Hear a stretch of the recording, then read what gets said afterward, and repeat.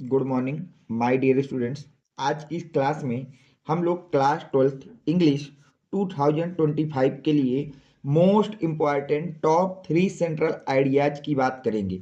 अगर आप इन 3 central ideas को पढ़ के जा रहे हैं तो आपके पेपर में कोई भी सेंट्रल आइडिया है, इन 3 में से एक सेंट्रल आइडिया आपको देखने को जरूर मिलेगा।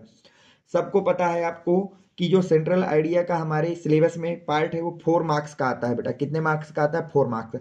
तो आज के इस वीडियो लेक्चर में मैं आपके 4 मार्क्स बिल्कुल कंप्लीट करा के जाऊंगा।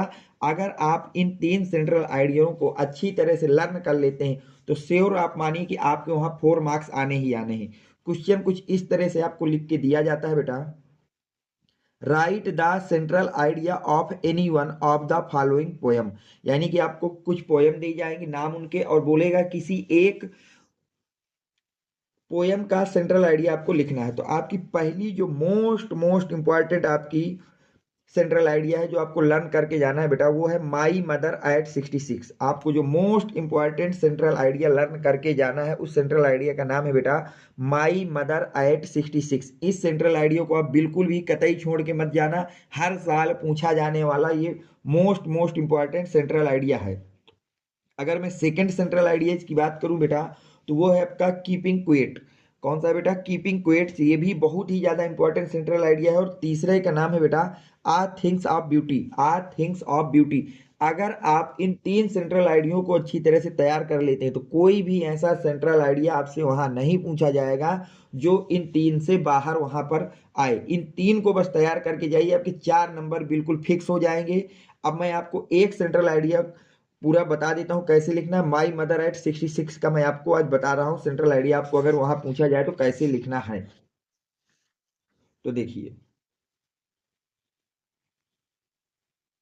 My mother eight 66। My mother eight 66, 66 साल की मेरी माँ, 66 साल की मेरी माँ is based on the theme of advancing as.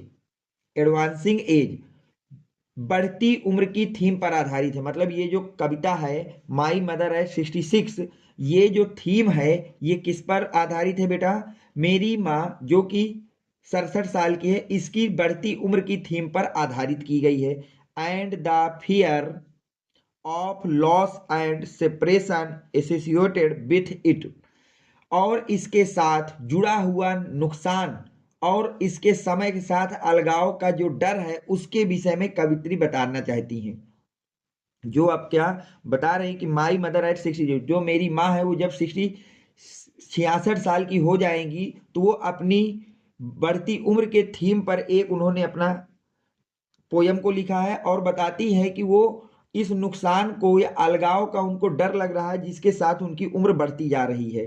The poetess undergoes a plethora of emotion when he see her mother againing and feels the pangs of separation at the throe of losing her। ठीक है, तो यहां तक with it the poets undergoes the plethora of emotions. कवित्री अनेक भावनाओं से गुजरती हुई कहती हैं when he see her mother againing and feel the pangs of separation at the thought of losing her।